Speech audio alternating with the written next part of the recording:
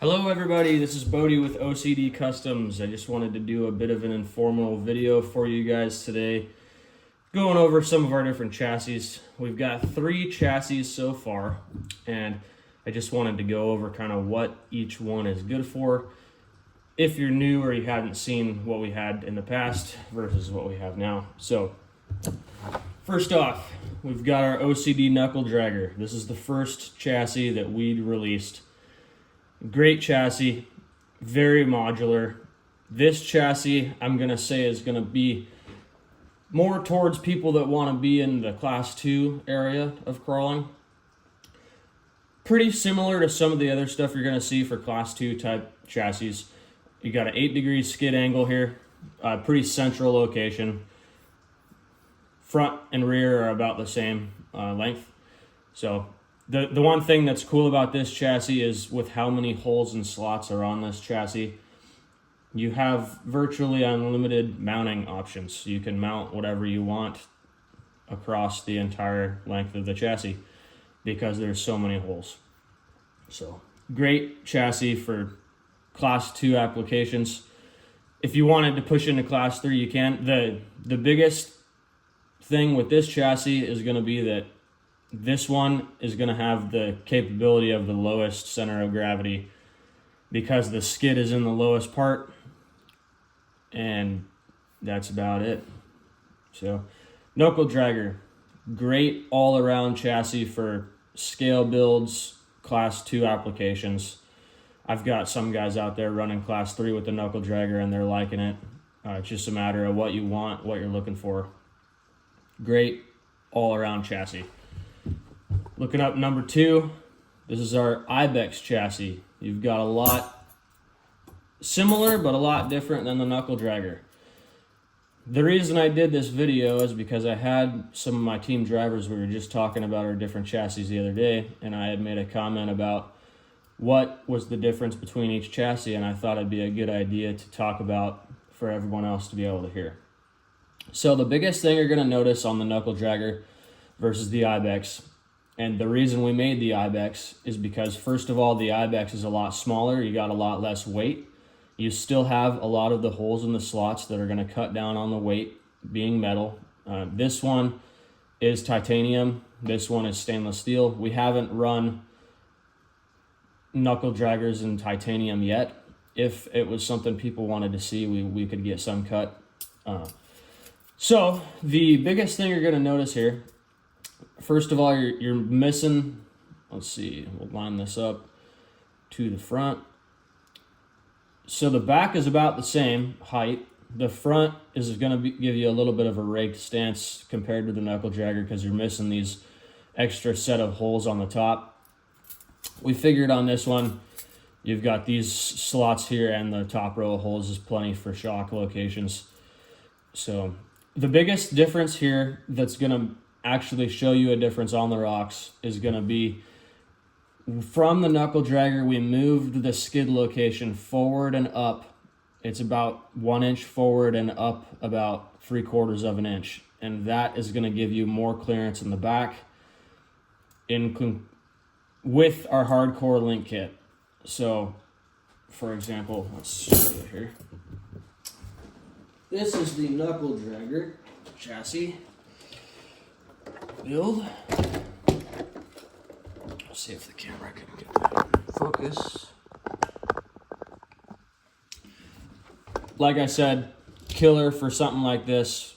Power wagon, kind of scale looking, but also comp oriented type class 2 vehicle.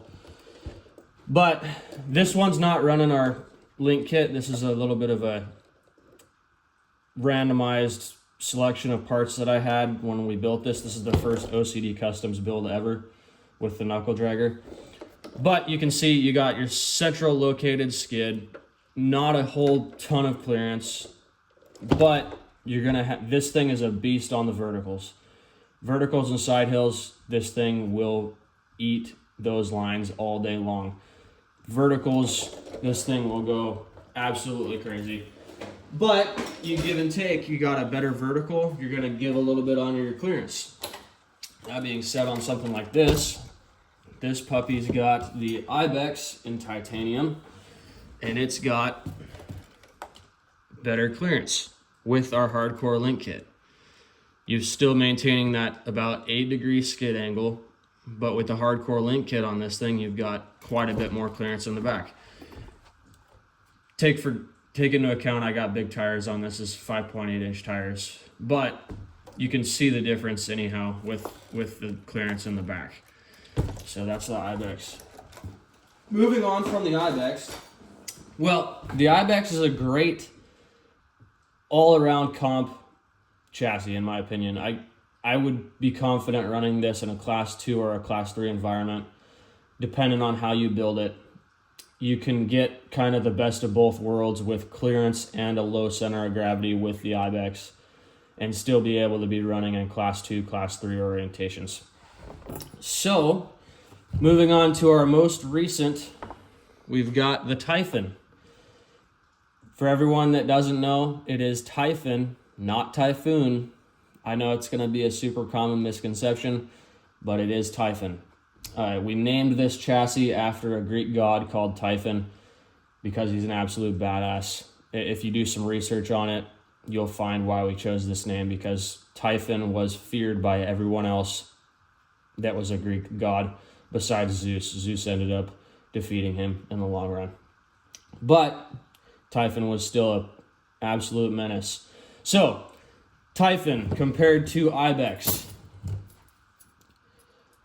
You can see the main difference there.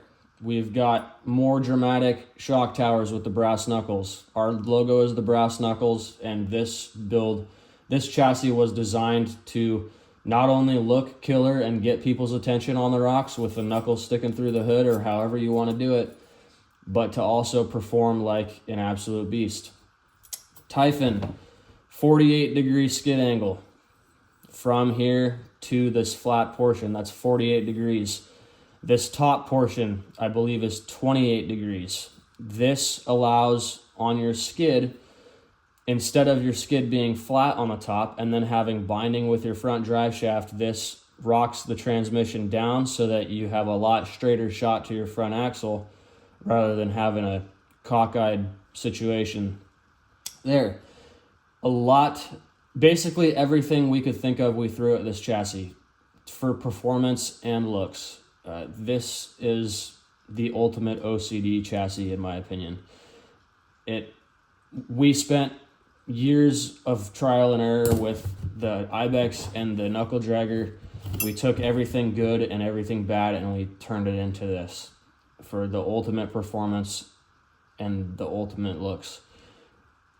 You'll find a lot of people think that this looks weird, but it is weird. That's the point. It's supposed to be weird. It's weird and it's cool, and it will destroy on the rocks. I've got a couple Typhons here I'll show you. This one's freshly built. Let's see if I can get it on the table here.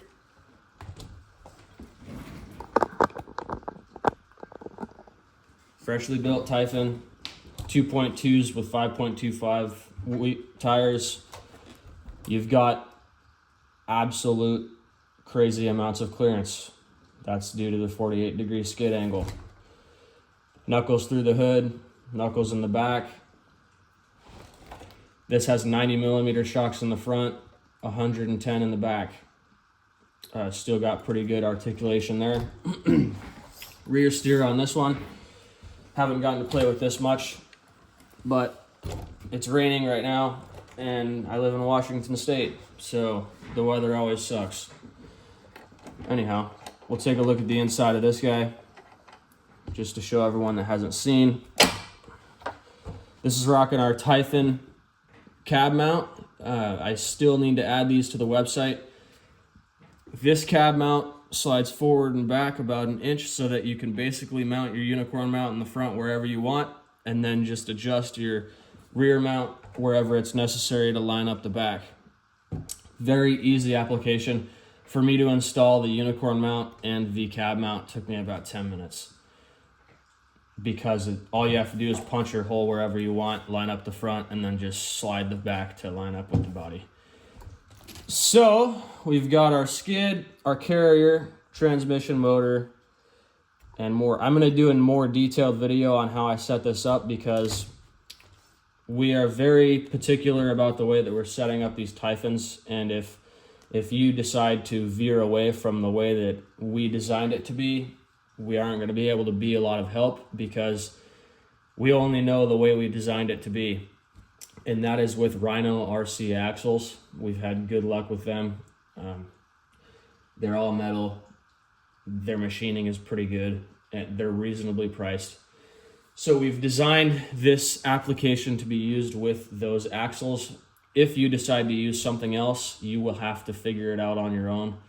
This is one where I had to figure it out on my own because I wanted to use Trio Capra axles because I had them on hand on another build and I wanted to use them on this. I did have to make modifications to get it to work, but that's the name of the game when it comes to RC. That's part of the reason we're called OCD Customs, because in this game, in this hobby, you have to make custom work to be able to do a lot of what you want. If you want something that nobody else has, you have to be able to do custom work.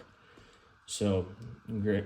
There's the name OCD Customs. OCD for us being super obsessive about the way things are. Customs for doing it how you have to make it work. So anyway, I'm going to do another detailed video on this Typhon and our other Typhon. One being Rhino axles, one being Trio Capra axles, so that everyone can see. And thanks for watching. Hopefully this gave everyone a little bit of clarification on what our different chassis options are and what the differences are between them. So thanks for watching. Goodbye.